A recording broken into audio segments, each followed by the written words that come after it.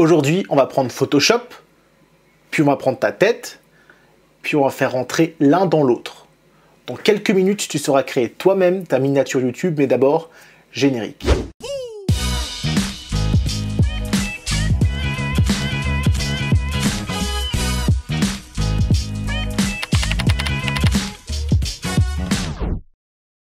Salut, c'est Max, bienvenue dans ma séquence. Vous êtes nombreux sur Instagram à m'avoir demandé de vous apprendre des choses sur Photoshop. Alors on va déjà commencer par OK Google, c'est quoi Photoshop?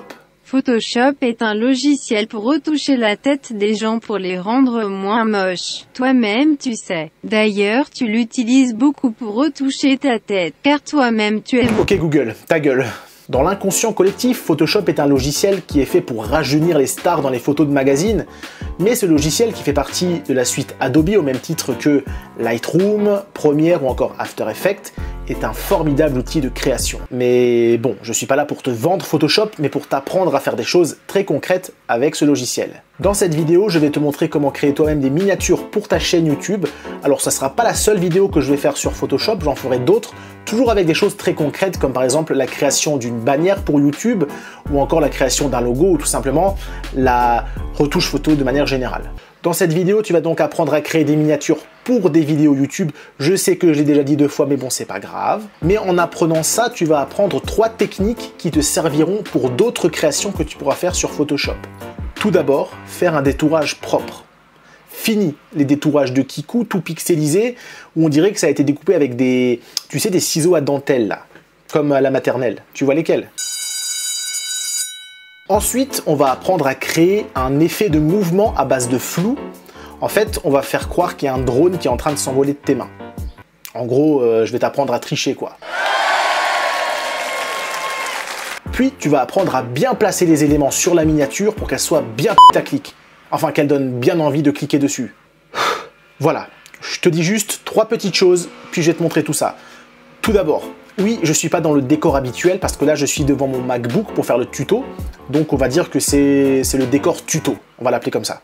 Deuxièmement, oui, j'ai dit MacBook, mais ne t'inquiète pas, ce que je vais te montrer là, ça diffère pas du tout sur Windows. Et troisièmement, si tu n'as pas Photoshop, c'est même pas la peine de regarder mes vidéos. Non, justement, ne t'inquiète pas, si tu n'as pas Photoshop, il y a beaucoup de choses que je vais montrer, desquelles tu pourras t'inspirer, parce qu'il y a quand même beaucoup de similitudes entre Photoshop et les logiciels équivalents. C'est un petit peu comme sur un traitement de texte entre Microsoft Word et Pages de macOS. Il y aura beaucoup de similitudes, les bases sont les mêmes, ça reste un traitement texte. Pour un logiciel de montage, c'est pareil. Entre Filmora et Premiere Pro, les bases sont les mêmes. Et sur ce, ben c'est parti, on démarre le tuto. Voilà, je vais faire mon partage d'écran et je vais mettre ma tête en petit, en mode tuto. Alors déjà, la toute première chose à faire, c'est d'ouvrir Photoshop. Donc l'icône Photoshop, tu la connais, c'est celle-là. Voilà, encore une fois, moi, elle est sur la barre de macOS chez toi. Elle est peut-être dans le menu démarrer de Windows si tu es sous Windows. Et la première chose à faire, donc moi j'ai déjà mon fichier qui est ouvert, mais la première chose à faire, c'est de créer une composition qui va être du bon format en fait, au bon format qui est celui d'une miniature YouTube. Donc je vais te montrer quel format il faut utiliser. Donc pour connaître la taille d'une image de miniature YouTube, parce que là je l'ai plus en tête, après ça se retrouve facilement sur Google. Mais je vais tout simplement aller dans le menu Images, taille de l'image. Et alors là, c'est en centimètres, mais nous, on va s'intéresser à ça, à ces dimensions-là, en fait. Donc déjà, je suis en centimètres. Voilà. Donc 4096 par 2304 pixels. Ok. Donc retiens ça, c'est la bonne taille, en fait, pour une miniature YouTube. Donc toi, tu vas faire Fichier, Nouveau. Et là, en largeur, tu mets 4096, non pas 4006, 4096 par 2304. 2304. Voilà. Déjà, avant toute chose, juste petit tour d'horizon de Photoshop. C'est vrai que c'est pas super, quand on voit comme ça, c'est pas super accueillant, on va dire, comme logiciel. Ça fait un effet très feuille blanche. Quand on le voit comme ça, c'est un petit peu austère, on va dire ça comme ça, un peu austère. Ici à gauche, tu as la barre d'outils. Donc nous, on va être beaucoup concentré là-dessus, hein. C'est un peu l'élément principal de Photoshop, hein. On va beaucoup bosser avec ça, c'est les outils, hein, qui vont nous permettre de découper, de gommer, de mettre des coups de pinceau, de changer les couleurs, etc. Ici, bien entendu, tu as ta zone de travail, ta composition, hein, ta feuille blanche, en gros, sur laquelle tu vas travailler. Et ici, à droite, tu as différents panneaux qui vont te permettre ici de gérer certaines propriétés, certains réglages. Notamment, tu auras le nuancier de couleurs ici quand tu vas changer des couleurs, peindre des éléments. Et nous, ce qui va beaucoup nous intéresser, c'est cette partie-là, en fait, c'est les calques. En fait, sur Photoshop, on va empiler des calques. Chaque élément qu'on va ajouter constitue un calque. Donc là, pour le moment, on a un calque d'arrière-plan. Alors, en créant ta composition, tu peux créer un calque qui est directement transparent. Moi, je ne l'ai pas fait, j'ai créé un calque blanc, parce que par défaut, c'est mis sur blanc. Donc, tu vas cliquer sur le petit cadenas pour déverrouiller l'arrière-plan, ok, et ça va te permettre de supprimer après ce calque blanc quand tu vas ajouter des éléments pour avoir un fond transparent et pouvoir mettre le fond que tu veux derrière. Ça, c'était juste pour te montrer comment on crée la composition, mais moi, j'ai déjà créé ma composition, donc je vais revenir sur ma composition qui est là. En fait, je te conseille de faire la même chose. Moi, sur mes miniatures, j'aime bien mettre le logo, mon logo Séquence Max. Donc, ce que j'ai fait, c'est que j'ai créé une miniature de base, vide, mais avec le logo que j'ai placé ici, donc en bas à droite. Comme ça, sur chaque miniature, tu verras le petit logo en bas à droite. Et ça permettra à mes abonnés, en fait, de vite m'identifier quand ils verront la miniature dans leur timeline, là. Ben, ils verront que c'est une vidéo Séquence Max. Et ils verront que c'est pas une vidéo d'Enjoy Phoenix, parce qu'au premier abord, on pourrait confondre quand même. J'ai évidemment supprimé le fond blanc, comme je vous ai dit avant, et j'ai donc inséré mon logo. Je vous conseille de le mettre en transparence. Comme vous pouvez voir ici, il est pas tout à fait blanc, il est un peu transparent. Et pour ça, vous allez jouer sur l'opacité. Donc, c'est un double clic sur le calque en question, logo. Et dans Options de fusion, voilà, moi j'ai mis une opacité à 75%. Hein. Si on est à 100, il est complètement visible. Si on est à 0, il n'est pas visible du tout. Si on est à 75, c'est un entre-deux. On va passer à l'étape suivante. Donc en fait, c'est une miniature. On va imaginer que c'est pour une vidéo où je vous présente un drone. On va dire que je vous présente un Mavic Pro. Okay, c'est une vidéo où je vous présente un drone, donc forcément, je vais mettre une miniature de moi qui tient un drone dans les mains,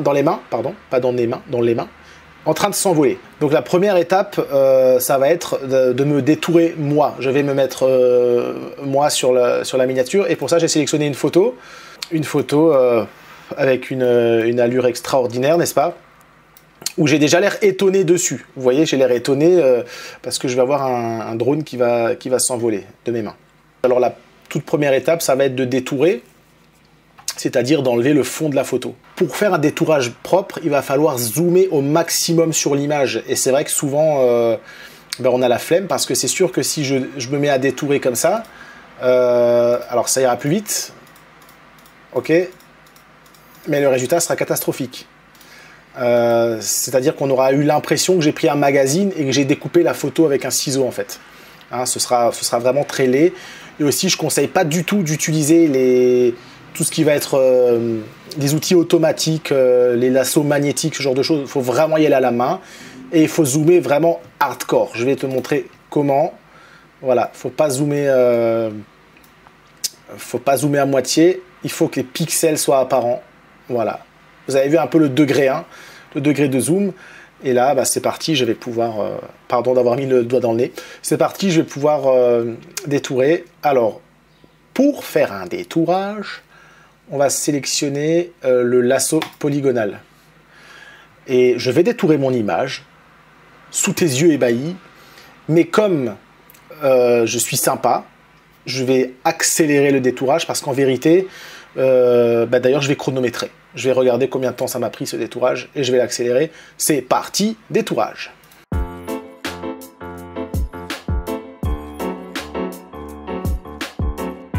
Alors juste une petite précision, il faut toujours mieux découper en laissant quelques pixels en moins, plutôt que de laisser quelques pixels en plus. C'est-à-dire que si je découpais ici à ras des cheveux, bah en vérité, j'aurais des pixels blancs après qui resteraient dans les cheveux et on verrait en fait que ça a été découpé. Ok? Allez, je réaccélère. Et là, le MacBook Pro, ce petit coquin, est en train de chauffer. J'entends son ventilateur qui s'emballe. Alors, il va se calmer tout de suite parce que c'est que un détourage sur Photoshop, hein, c'est pas un montage en 4K. Donc, tu vas tout de suite te calmer.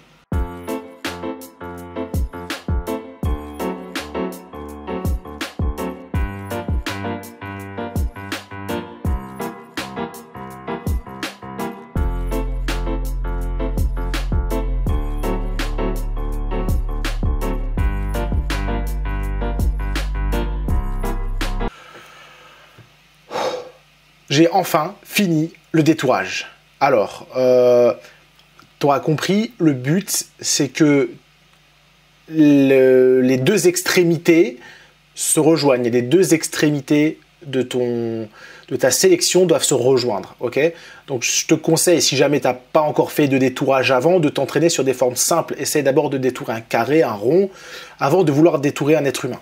Parce que ce qui peut arriver souvent, c'est que tu es à 90% du boulot et là tu fais un raté et là tu rages. Là franchement c'est très très rageant. Une fois qu'on a détouré la chose qu'on veut détourer, donc là c'est un max en l'occurrence, nous allons faire édition, couper, et là la chose qu'on a détourée a disparu. À ce moment-là, on va revenir sur notre miniature, édition, coller, et voilà, nous avons notre max découpé. Donc, il y a un carré autour de la sélection. Il peut arriver que le petit cadre autour disparaisse, donc si jamais, il suffit de cliquer en haut, sur la barre du haut, sur option de transformation. Si cette case est décochée, vous n'aurez plus le petit rectangle de transformation autour. Donc là, on va tout simplement aller se placer dans une extrémité, dans un coin, puis on agrandit pour avoir l'échelle qu'on souhaite.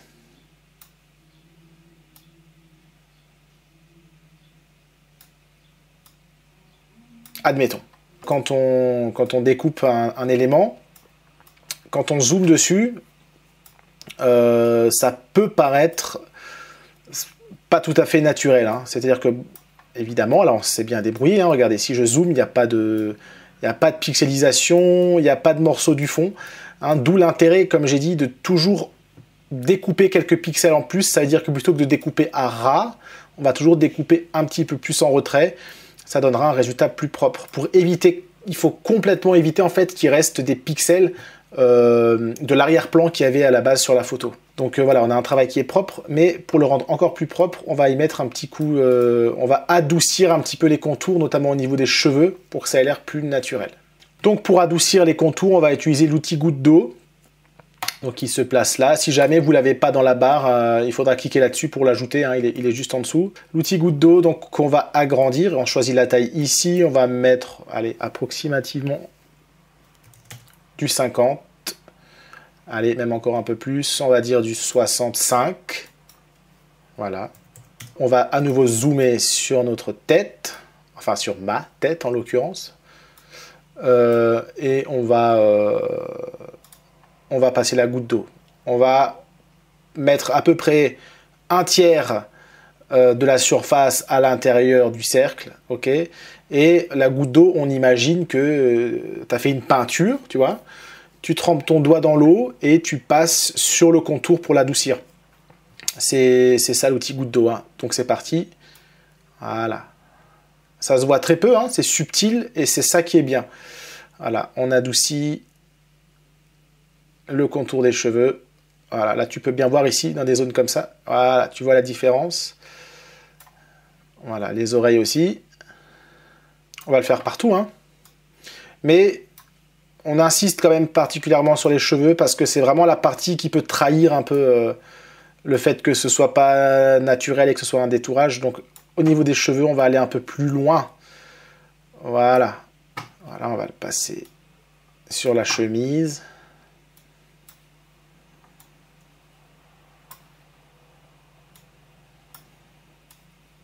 Voilà, donc là, plus subtilement, hein, c'est vraiment... là, on va mettre le plus, c'est sur les cheveux.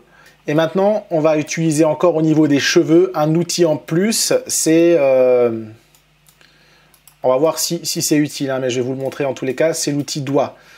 Donc le doigt, c'est un peu comme la goutte d'eau, mais la goutte d'eau, en fait, ça va juste flouter le contour, alors que l'outil doigt, ça va déplacer les pixels légèrement. Et là, le doigt, je ne vais pas le passer partout, je vais une fois le passer sur les cheveux. Voilà. Ok. Encore une fois, ça donne un effet de flou, c'est moins net, et ce sera certainement plus réaliste. Je vais le recommencer, je ne suis pas super satisfait, oh, quoique c'était pas mal. Mais c'est pas grave, je le refais quand même. J'ai pris l'oreille avec. Voilà. Là, c'est pas un tiers hein, que je mets dans le cercle, c'est plus un dixième. Il faut être subtil, encore une fois. Et voilà.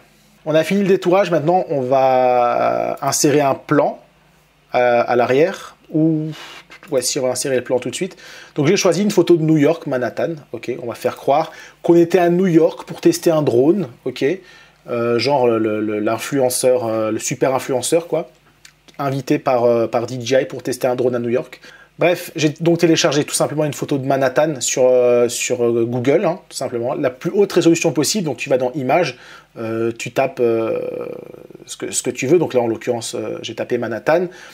Je téléchargeais ma photo. Dans Images, tu vas mettre sur Grande dans les critères pour avoir la plus grande image possible. Et là, tout simplement, on va sélectionner, édition, copier, et on va venir coller notre image.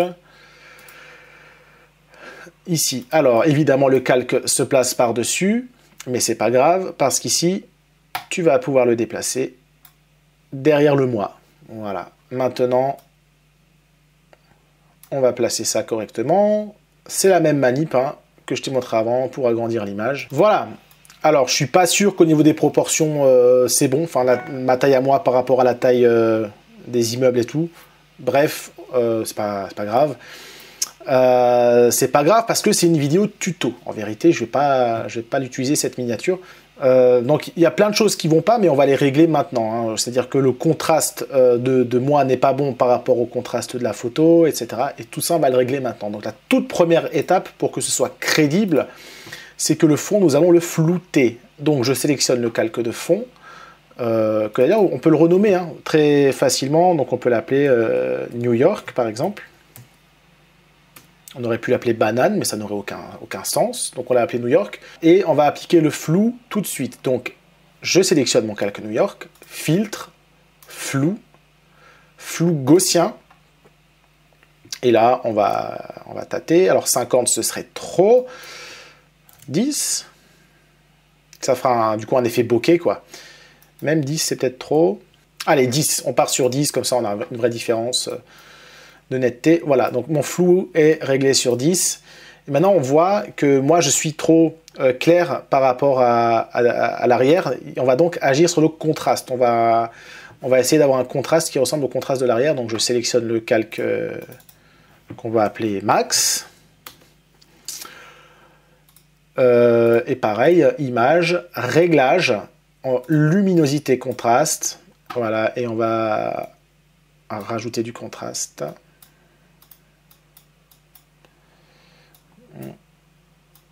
Baisser la luminosité. On va jouer là-dessus. Donc on va passer sur une luminosité à moins 15. Ça m'a l'air correct. Et le contraste, donc de base on était là, à 0. On va passer sur un contraste à 25. Et c'est déjà plus cohérent.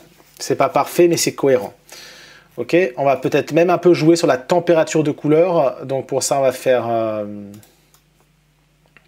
voilà, quand on zoome, hein, on voit que ça commence à être pas mal. On va faire image, réglage, teinte et saturation ou balance des couleurs. On peut jouer avec les deux. On va plutôt aller sur la balance des couleurs. Donc on voit qu'à l'arrière, les tons sont... Voilà, il y a pas mal de rouge, il y a pas mal de orangé. Donc on va essayer de jouer pour rendre la chose un peu plus... Vous voyez que là, si je rajoute un peu de rouge... Allez, plus 13 en rouge. On est plus en raccord avec l'arrière. Hein. Pareil, je vais rajouter un peu de jaune. Hein. On va se mettre en -5. Et le magenta vert, est-ce qu'il faut le changer ou pas? Ouais. Pareil, on va passer sur du -5. Et voilà, on a quelque chose de cohérent. Voilà, hein, c'est déjà plus crédible, on va dire. Étape suivante, on va aller chercher un drone. Alors, pas un vrai drone, hein, sur Google. On va aller en télécharger un et on va me le foutre dans les mains. Enfin, me le mettre dans les mains. Rien de plus simple. On va sur Chrome, parce que Chrome est sympa comme navigateur.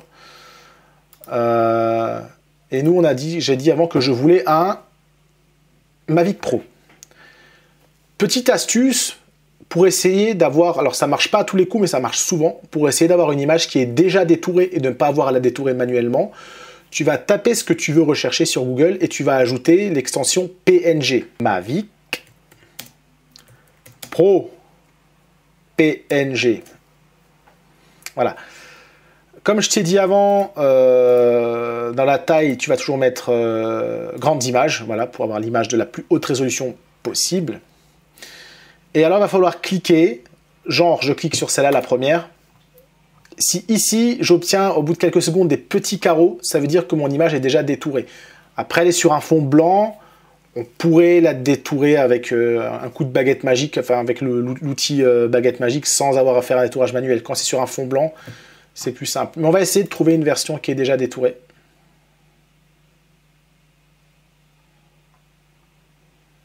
Comme dit, hein, si là, bah voilà, on a des petits carrés qui arrivent à la place du blanc, ça veut dire que l'image, elle est détourée. Clic droit, enregistrer l'image sous. Je la télécharge dans mon dossier. On va la mettre sur le bureau.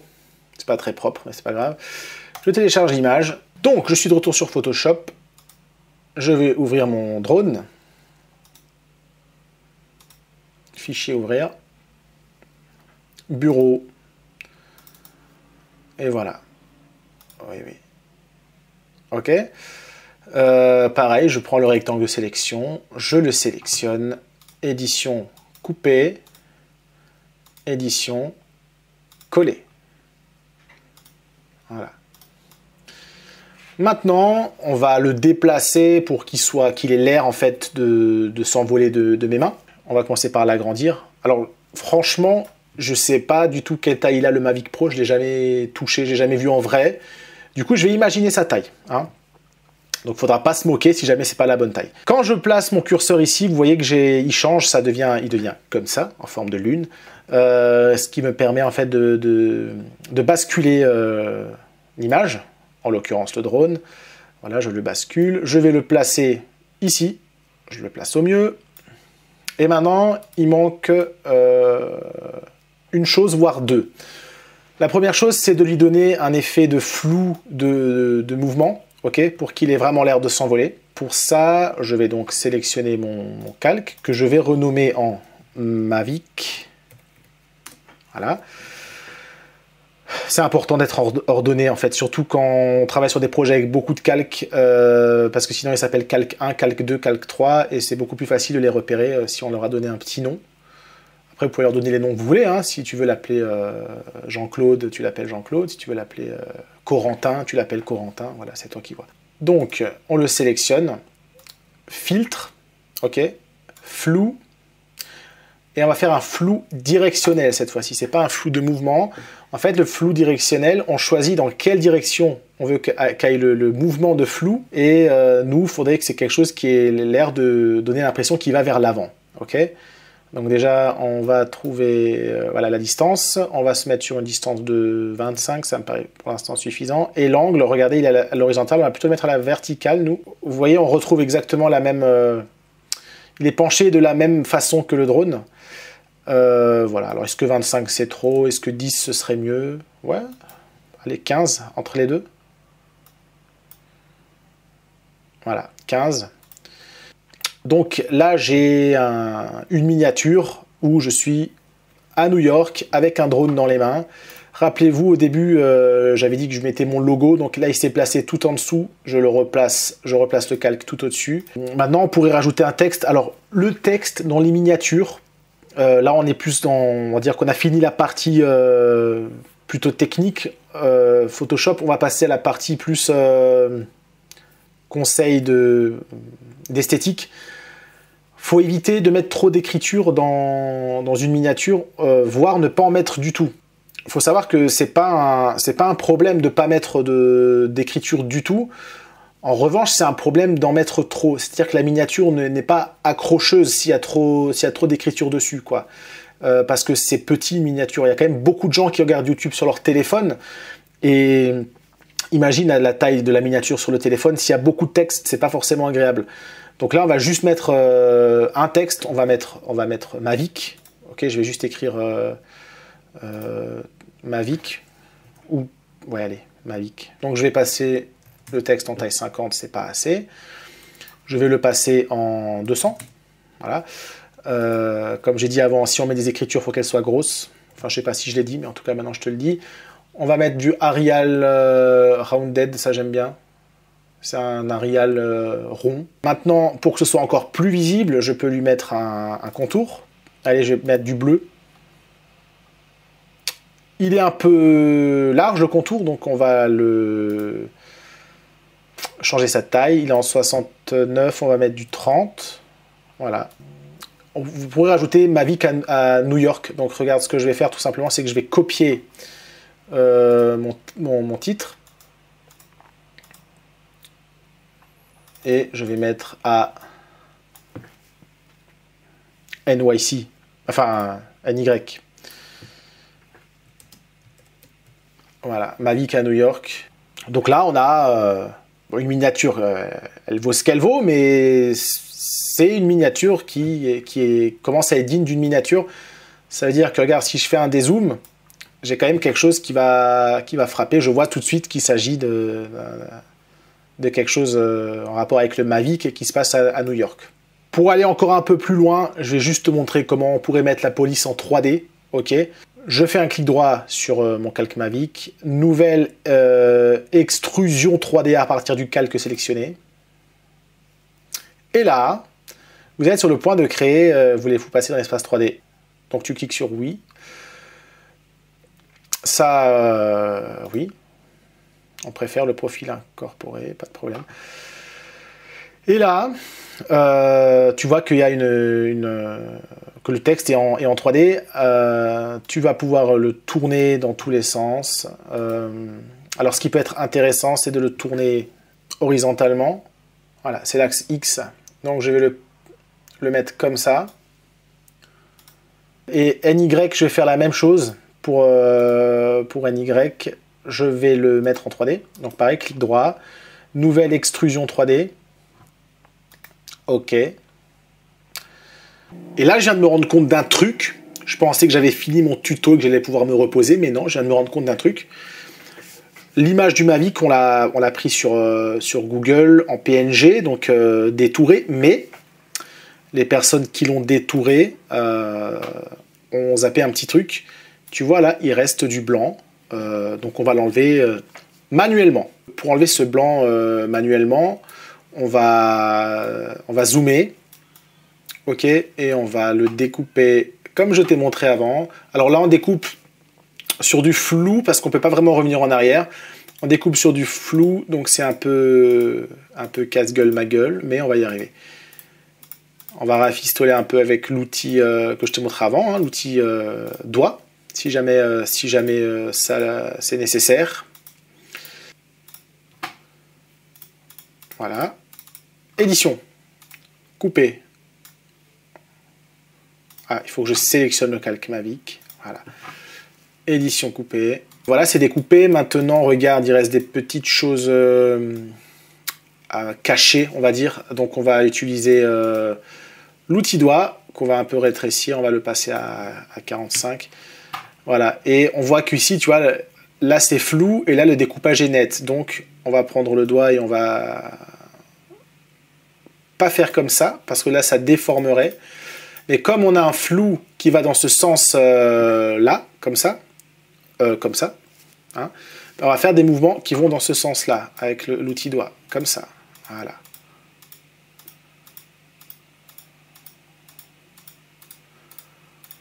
Parce que nous, on est des bons. On est des bons, nous. Et voilà. Le résultat. On a une petite déformation ici, là. Donc, on va encore y mettre un tout petit coup. Voilà. On va tirer plus par là, le bas.